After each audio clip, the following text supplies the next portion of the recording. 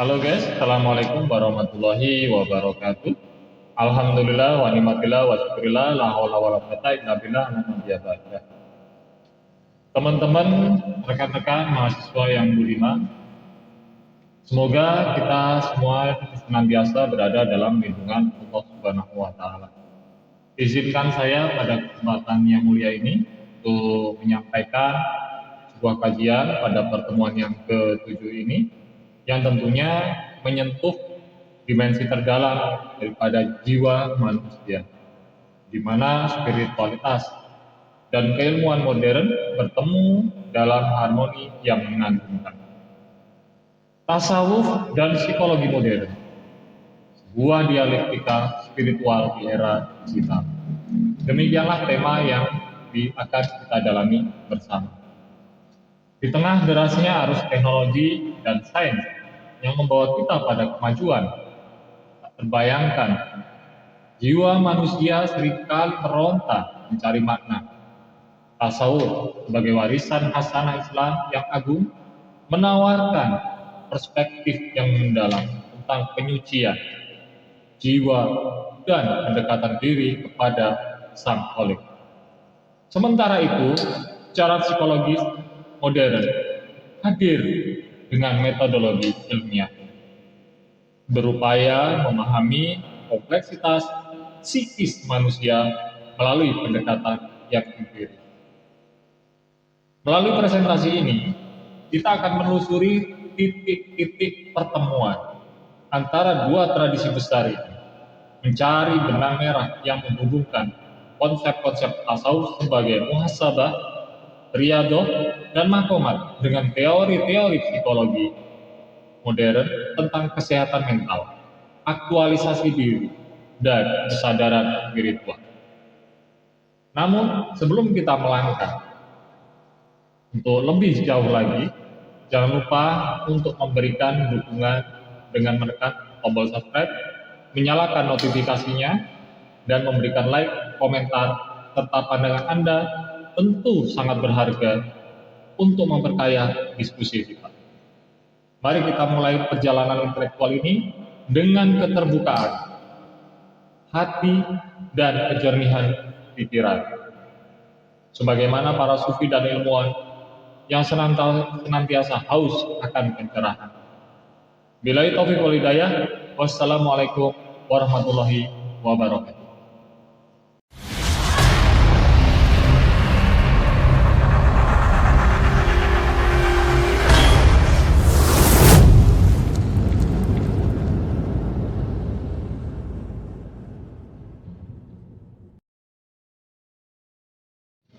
Baik, kita lanjutkan presentasi kita untuk pertemuan ke-7 ini, teman-teman mahasiswa sekalian. Tema yang kita angkat adalah analisis komparatif antara konsep tasawuf dan psikologi modern, di mana akan terjadi yang pertama adalah ontologi diri dan identitas. Tasawuf, dalam tataran filsafat tasawuf, pemahaman tentang diri terfokus pada pencarian hakikat sejati dari nafs atau jiwa, dan tentunya relasi intim antara individu dengan Tuhan. Proses self-discovery ini menggali ke dalam diri, harus berupaya menuntun manusia untuk mengatasi nafsu dan dorongan material yang menyesatkan. Nah, sebagai akibatnya, individu diharapkan mencapai kesadaran yang lebih tinggi serta menghimpun kesatuan dengan Sang Ilahi. Psikologis modern berbeda dengan itu. Psikologi modern khususnya melalui kerangka humanistik mengedepankan konsep aktualisasi diri sebagai puncak dari perkembangan potensi manusia. Menurut teori Abraham Maslow, kebutuhan yang lebih tinggi seperti pencarian makna dan tujuan hidup memainkan peran vital melampaui hanya pemenuhan kebutuhan dasar. Nah, pemahaman diri di sini lebih kontekstual, terikat pada pertumbuhan individu dalam relasi dengan lingkungan. Yang kedua, konsep penyembuhan dan kesehatan mental. Terbagi menjadi dua bagian seperti sebelumnya. Yang satu adalah tasawuf. Praktik tasawuf menjadi sarana dalam mencapai ketenangan batin dan penyembuhan spiritual.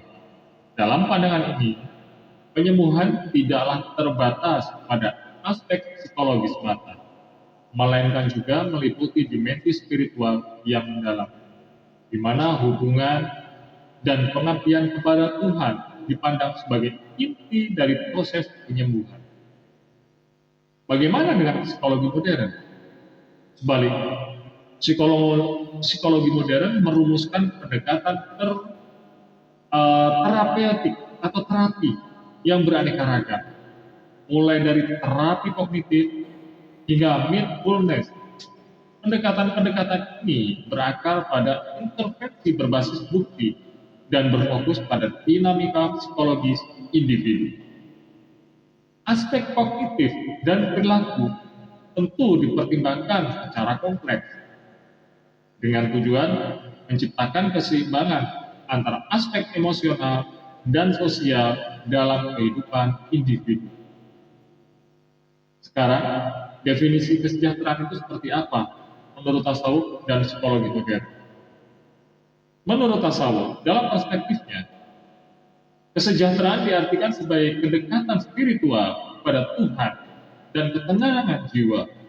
Kesuksesan bukanlah sekedar pencapaian material, tapi lebih pada kedalaman pengalaman batin dan harmonisasi dengan prinsip-prinsip ilahi yang transendental. Lalu, bagaimana menurut psikologi modern? Di ranah psikologis, kesejahteraan didefinisikan secara multidimensional, mencakup aspek emosional, sosial, dan psikologis.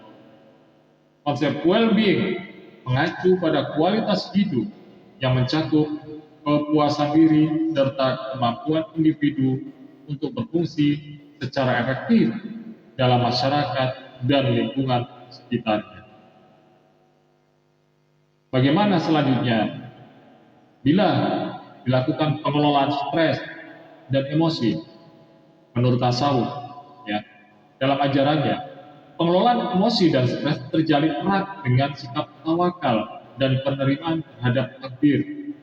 Sufi berupaya membangun ketenangan secara batinnya, meskipun dalam menghadapi kesulitan, dengan menggantungkan harapan pada kekuatan spiritual dan keyakinan penuh pada kehendak Tuhan.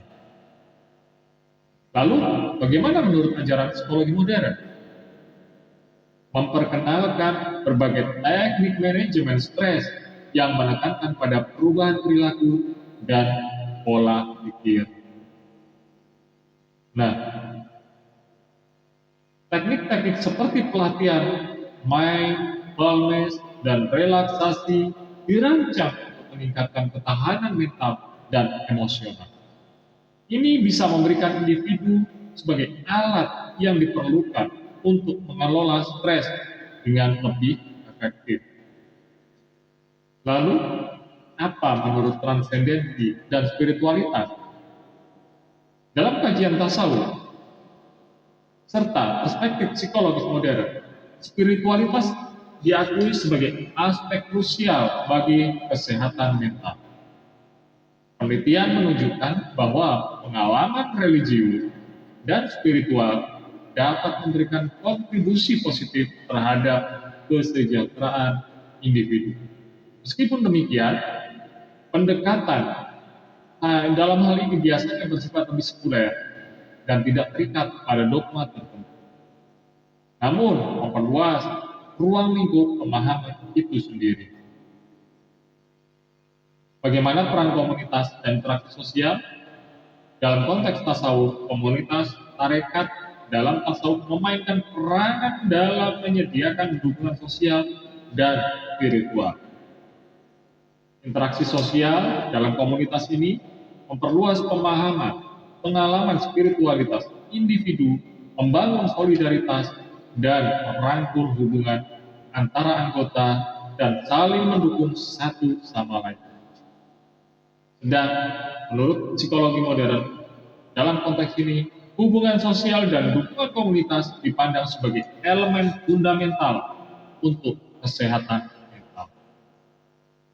Teori-teori mengenai ikatan sosial telah mengungkapkan bahwa kualitas interaksi sosial sangat berpengaruh terhadap kesejahteraan psikologis individu, menegaskan betapa pentingnya jalinan sosial di dalam kehidupan. Sebagai kesimpulan, secara menyeluruh, meskipun terdapat perbedaan mendasar dalam epistemologis dan metodologis antara tasawuf dan psikologis modern, namun kedua disiplin ilmu ini telah memberikan kontribusi yang sangat signifikan terhadap pemahaman yang kompleks mengenai kondisi manusia. Terjadi dialog kritis antara kedua pendekatan ini, dan ini tidak hanya mengedepankan diskusi teoritis saja, tapi juga berpotensi menghasilkan sintesis yang memperkaya sudut pandang tentang aspek spiritual dan psikologis dalam pencarian makna hidup, pengelolaan emosi, dan pencapaian kesejahteraan yang holistik. Pertemuan antara tasawuf dengan psikologis modern telah menyajikan landasan yang potensial untuk integrasi spiritualitas dalam praktek keseluruhan mental dan kesehatan mental di dalam era kontemporer. Ini tentu membuka jalan bagi pemahaman yang lebih dalam lagi tentang relasi antara aspek batiniah dan aspek empiris melalui perjalanan manusia. Baik, teman-teman mahasiswa sekalian, kita jeda setelah yang berikut ini.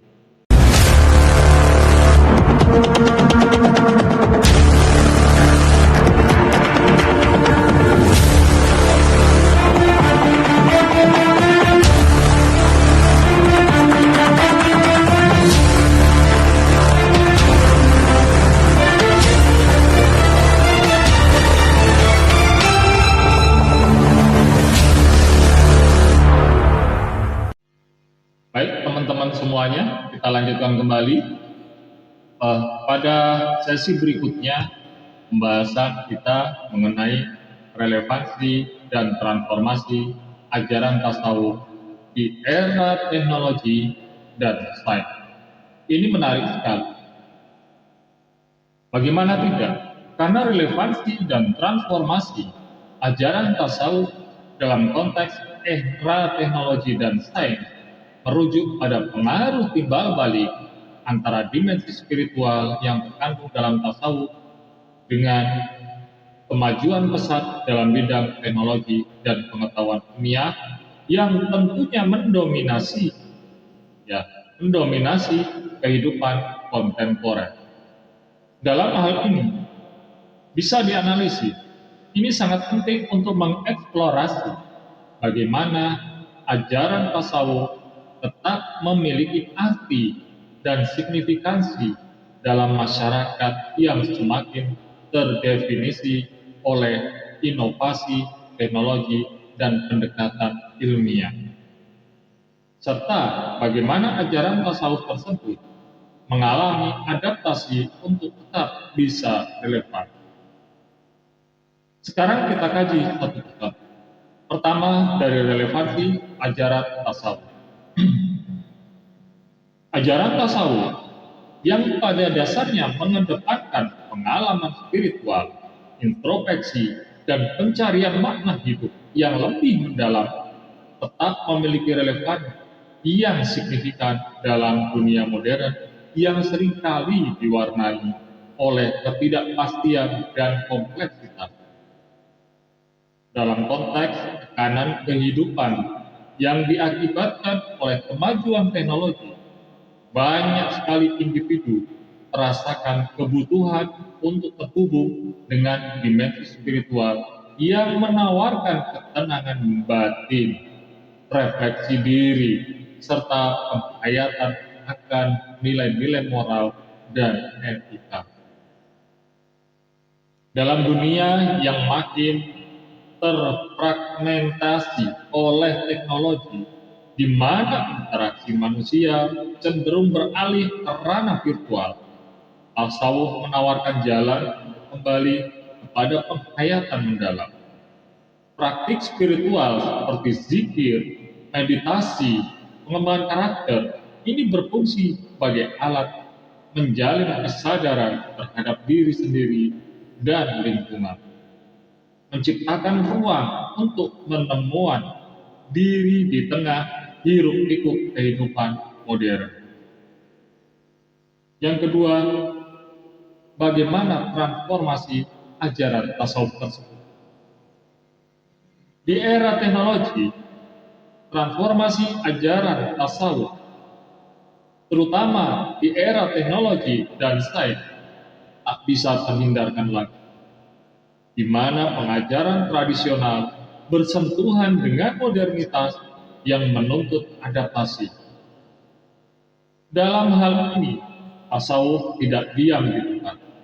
Sebaliknya, ia bertransformasi untuk mengakomodasi dinamika masyarakat yang selalu berubah. Beberapa cara transformasi tersebut dapat diidentifikasikan sebagai berikut. Yang pertama adalah integrasi teknologi dalam praktik spiritual. Dengan hadirnya platform digital, praktik tasawuf ini dapat diakses lebih luas. Misalnya, aplikasi berbasis teknologi memungkinkan individu untuk terlibat dalam praktik zikir, pengajian, diskusi spiritual, dan secara online dilakukan. Hal ini memberikan peluang bagi para penyebaran ajaran tasawuf kepada audiens yang lebih beragam, melampaui batasan geografis. Yang kedua, dialog antara tasawuf dan ilmu pengetahuan. Pemikiran tasawuf beradaptasi melalui dialog yang konstruktif dengan ilmu pengetahuan, di mana konsep-konsep spiritual seperti makrifat atau pengetahuan mendalam atau disebut juga pengetahuan sejati dan pengalaman transendental diintegrasikan ke dalam rangka teoritis yang dapat dipahami dalam konteks ilmiah. Hal ini menjadikan tasawuf sebagai sumber refleksi yang dapat menjembatani spiritualitas dengan pencarian ilmiah. Teman-teman semuanya, mahasiswa yang budiman, kontribusi terhadap kesejahteraan mental dan emosional dalam konteks kesejahteraan mental yang semakin mendapat perhatian di era modern, ajaran tasawuf dengan penekanan pada ketenangan batin, pada cinta, pada kedamaian, turut berkontribusi pada pengembangan praktik kesehatan mental yang berbasis spiritual. Pendekatan holistik ini mendorong individu untuk menemukan keseimbangan antara aspek fisik, aspek mental, dan aspek spiritual. Dengan demikian, relevansi dan transformasi ajaran tasawuf di era teknologi dan sains dapat menciptakan sebuah dialog yang dinamis dan multidimensional. Ajaran tasawuf tidak hanya menghadapi tantangan zaman, tetapi juga menjadi sumber inspirasi dalam menetapkan kembali orientasi spiritual di tengah perubahan yang cepat.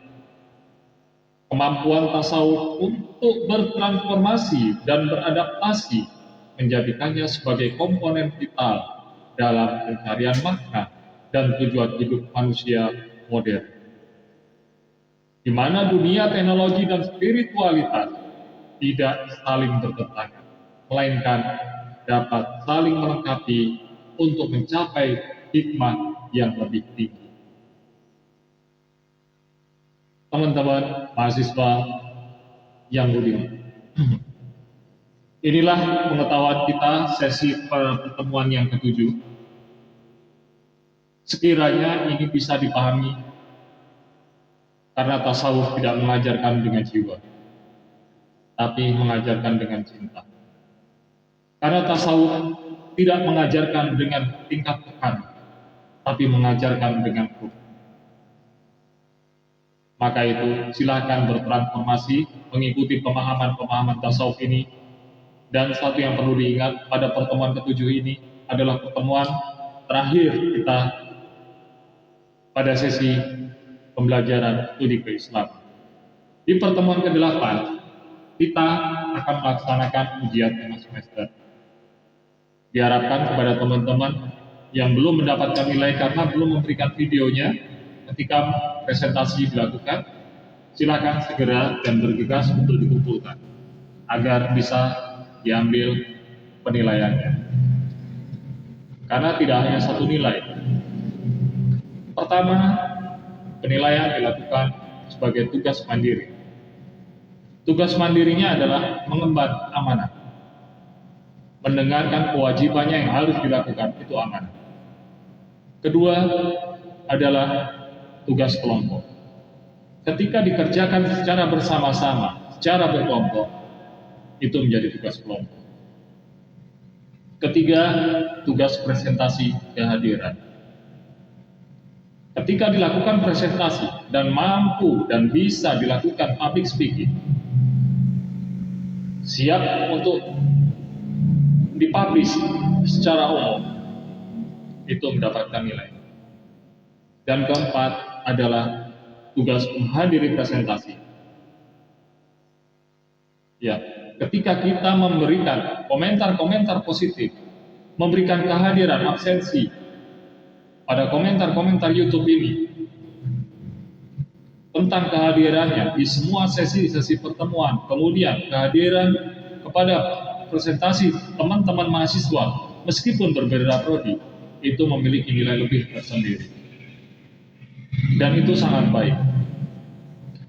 Kita telah memberikan kontribusi, membantu teman-teman untuk berkolaborasi dalam keilmuan-keilmuan modern melalui kajian-kajian studi keislaman. Itu saja himbauan dari saya. Semoga bermanfaat dan silakan ambillah kebijakan yang terbaik untuk Anda mendapatkan berlomba-lomba memperoleh nilai yang terbaik. Saya akhiri dulu. Billahi taufiq wal hidayah. Wassalamualaikum warahmatullahi wabarakatuh.